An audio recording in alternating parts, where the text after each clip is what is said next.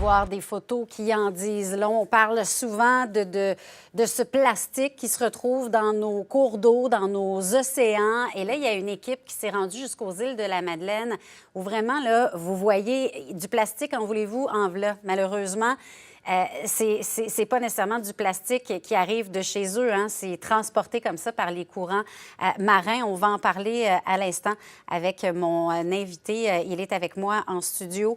Monsieur Daniel Green, environnementaliste. Monsieur Green, bonjour. Bonjour. Donc, vraiment un article. Vous allez le trouver dans le Journal de Montréal ce matin. Bon, je dis intéressant, mais surtout perturbant, je dirais, de voir à quel point nos déchets se ramassent quand même jusqu'aux îles de la Madeleine. Expliquez un peu le phénomène. Comment ça se passe? Bien, on sait que les plastiques flottent. Beaucoup de plastiques sont des flottants. On appelle ça des plastiques un peu aériens parce qu'ils flottent. Et donc, ils prennent les courants océaniques. On sait qu'il y a des îles de plastique dans le Pacifique. Oui. Et là, maintenant, on vient de découvrir qu'on a une île de plastique qui s'appelle les îles de la Madeleine, malheureusement. Alors donc, tout ce qu'on déverse dans le fleuve Saint-Laurent descend le courant. Il y a ce qu'on appelle une gyre. Alors, deux courants se rencontrent et ça se concentre aux îles de la Madeleine, malheureusement.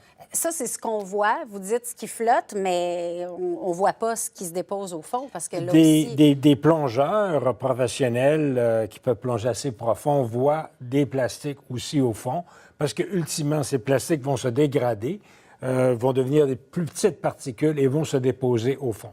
Donc, ce qui veut dire, on en parle énormément. Vous en parliez de cette île. Il y en a qui parlent même d'un océan de plastique quelque part.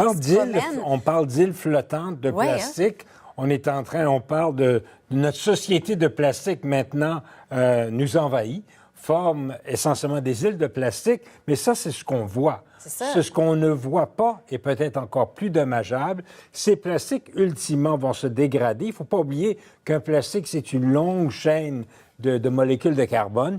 Ultimement, ils vont se dégrader en microbilles. Ces microbilles peuvent être assimilées par les animaux. Il y a certains chercheurs qui disent que les microbilles sont des aimants de pollution. Alors, la pollution dans les océans est concentrée dans ces billes de plastique. C'est ingéré par le poisson et des fois le poisson qu'on mange.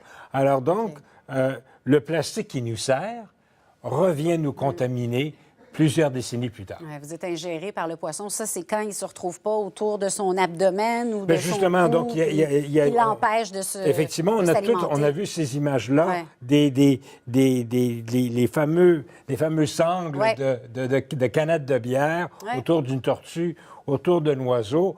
On voit des oiseaux qui sont retrouvés morts sur les plages. On voit que leur contenu stomacaux, c'est essentiellement du plastique. Ils mangent parce que c'est coloré. Ils pensent que c'est de la nourriture. Ils sont attirés. Ils sont attirés par les différentes couleurs. Ils croient que c'est de la nourriture. Ils sont attirés, ils le mangent et ça les empoisonne.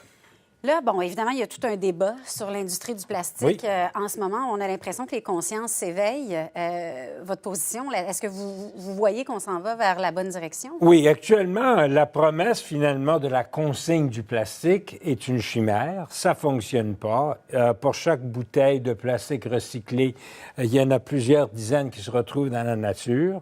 Les sacs en plastique qu'on nous propose dans les marchés plus résistants, mais ils sont plus résistants, puis ils vont durer plus longtemps, mais si on les recycle pas, et c'est le problème, c'est le recyclage ne se fait pas assez.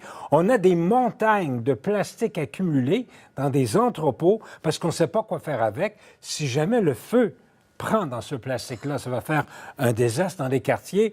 Alors, il faut se déplastifier, il faut abandonner le plastique qui est vraiment issu du pétrole, et c'est vraiment la solution. Il faut avoir une société moins plastique, peut-être une société plus vert comme V-E-R-R-E. On envoie des contenants, du papier et évidemment des contenants recyclables, réutilisables, pas recyclables, parce que le mythe du recyclage est un mythe. C'est bien beau de dire, vous savez, vous et moi, on est recyclables, mais qu'est-ce que ça veut dire, ça? Alors, il faut dépendre moins de plastique dans notre société. Et ça veut dire que c'est une bonne chose parce que si on dépend moins de plastique, on dépend moins de pétrole. On sait que le pétrole aussi crée les gaz à effet de serre, etc. On a quand même un bon virage à prendre pendant qu'on voit ces images désolantes qui sont pas si loin de chez nous, aux îles de la Madeleine. Alors, en espérant que ça se fera encore plus conscientiser certains esprits. Merci beaucoup, M. Green, d'avoir été avec nous ce matin. Un plaisir.